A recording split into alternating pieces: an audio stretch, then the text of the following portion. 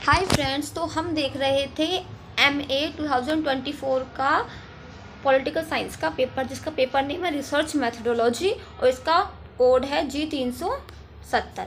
हम इसमें question number 25 तक कंप्लीट कर चुके हैं पार्ट 1 में। आज हम देखेंगे क्वेश्चन नंबर 26 से। तो चलिए शुरू करते हैं। हमारा पहला क्वेश्चन है कि कौन सी अनुसंधान पद्धति अंकों और ग्राफ के द्वारा प्रदर्शित की जाती है। हम इसका answer option number B, it's परिमाणात्मक अनुसंधान, मतलब क्वांटिटेटिव रिसर्च। नेक्स्ट क्वेश्चन, कौन सा गुणात्मक पद्धति का एक प्रकार नहीं है। इनमें से कौन सा गुणात्मक पद्धति का प्रकार नहीं है, तो वो है सर्वेक्षण पद्धति। गणनात्मक का है, क्वांटिटेटिव का है, न कि क्वालिटेटिव का। क्वेश्चन नंबर 28, कौन सा अनुसंधान आंकड़ों के व्यवस्थित संकलन और विश्लेषण द्वारा परिकल्पना का परीक्षण करता है। इनमें से कौन सा टेस्ट करता है हाइपोथेसिस का, तो वो है सर्वे रिसर्च या फिर सर्वेक्षण अनुसंधान। इनमें से कौन सा अनुसंधान प्रत्यय, विचारों और अनुभवों को समझने के लिए प्रयोग किया जाता है। मतलब which of the following research is used to understand concept, thoughts और एक्सपीरियंसेस, तो वो है क्वालिटेटिव रिसर्च, जिसमें आप कॉन्सेप्ट को, थॉट्स को और एक्सपीरियंस को समझते हैं या उसका प्रयास करते हैं। नेक्स्ट क्वेश्चन, क्वेश्चन नंबर 30, निम्नलिखित में से कौन सा परिमाणात्मक पद्धति से संबंधित नहीं है, तो वो है जमीनी सिद्धांत, it means grounded theory.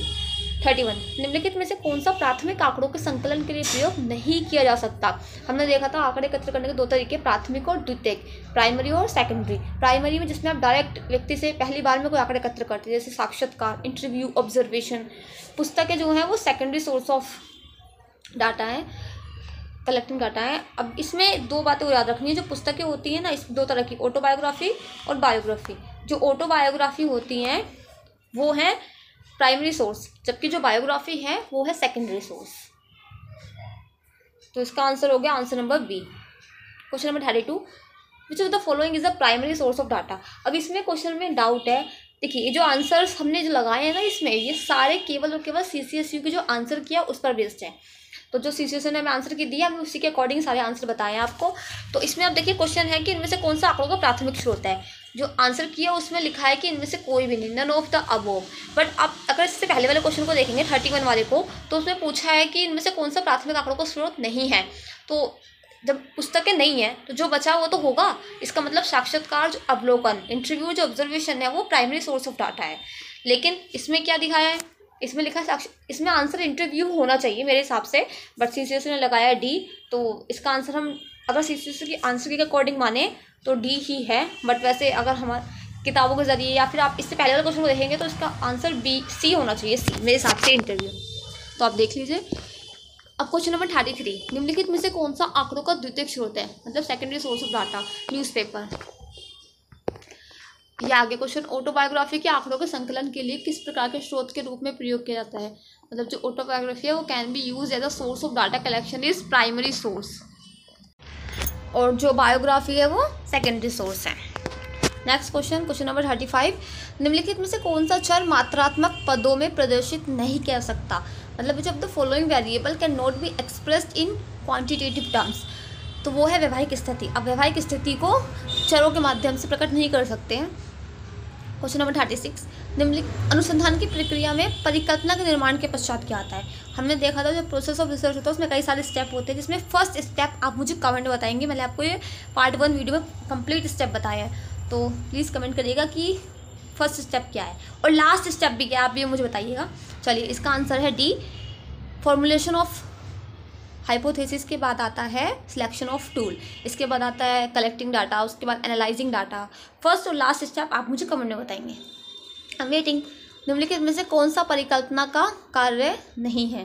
Function of hypothesis, not a function of hypothesis, it's data collection. जो हाइपोथेसिस होती है वो हमें टेंटेटिव सोल्यूशन देती है, एक डायरेक्शन देती है, selection, help to selection of fact, तथ्य को चयन में मदद करती है, लेकिन ये डाटा कलेक्शन नहीं करती है। ये अलग प्रोसेस है रिसर्च का।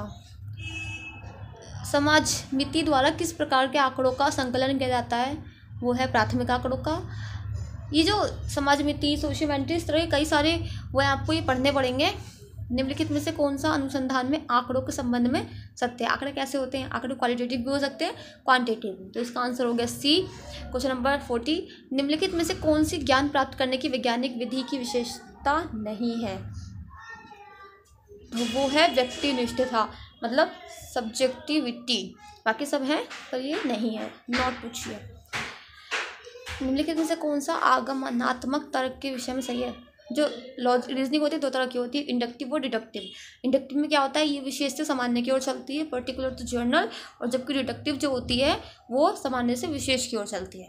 ये क्वेश्चन रिपीटेड है, लास्ट ईयर में भी पूछा गया था। इसमें कई सारे क्वेश्चन रिपीट है जो 2023 में पूछे गए थे और इस साल भी पूछे गए हैं। तो आपको प्रीवियस ईयर क्वेश्चन देखना बहुत ज़रूरी है किसी भी एग्जाम के लिए, नॉट फॉर ओनली MA। निम्नलिखित में से कौन सा निगमनात्मक तर्क से संबंधित है? तो हमने बताया अभी general to particular. Question number 43, वैज्ञानिक अध्ययन का एक आवश्यक मानक है वस्तुनिष्ठता, ऑब्जेक्टिविटी। वस्तुनिष्ठता क्या होता है? इसका मतलब होता है न्यूट्रल इंस्पेक्शन, मतलब तथ्य जो भी तथ्य हमारे सामने हैं उनको उनके वास्तविक रूप में ही संकलन करना, इट्स ऑब्जेक्टिविटी। निम्नलिखित में से कौन सी तार्किक प्रक्रिया की एक पद्धति है? तो वो है इंडक्टिव मेथड। कौन सा एक अनुभवजन्य सत्यापन योग्य अवलोकन है? वो है तथ्य, इट मीन्स फैक्ट। सामाजिक विज्ञान का संबंध, जाहिर सी बात है मनुष्य से ही होगा, सामाजिक विज्ञान है तो। निम्नलिखित में से कौन सा तथ्य खोज आधारित अध्ययन का उदाहरण है? फैक्ट फाइंडिंग जिसमें आप खोजते हैं वो है सर्वे। कौन सा अनुसंधान एक तात्कालिक समस्या के समाधान के लिए? वो है एक्शन रिसर्च, मतलब आप इसमें इमीडिएट जो भी प्रॉब्लम आपके सामने उसको सोल्यूशन खोजते हैं, वो है एक्शन रिसर्च, क्रियात्मक अनुसंधान। निम्नलिखित में से कौन सा एक अच्छे अनुसंधान का गुण है? Quality of good research, it's व्यवस्थित, मतलब सिस्टमेटिक। जो भी रिसर्च आप कर रहे हैं वो व्यवस्थित होना चाहिए, सिस्टमेटिक होना चाहिए। कौन सा अनुसंधान प्रयोग के माध्यम से किया जाता है? तो प्रयोग के माध्यम से प्रायोगिक ही होगा, एक्सपेरिमेंट रिसर्च जो है एक्सपेरिमेंटल रिसर्च ही होगा, एक्सपेरिमेंट के माध्यम से जो भी आप रिसर्च करेंगे।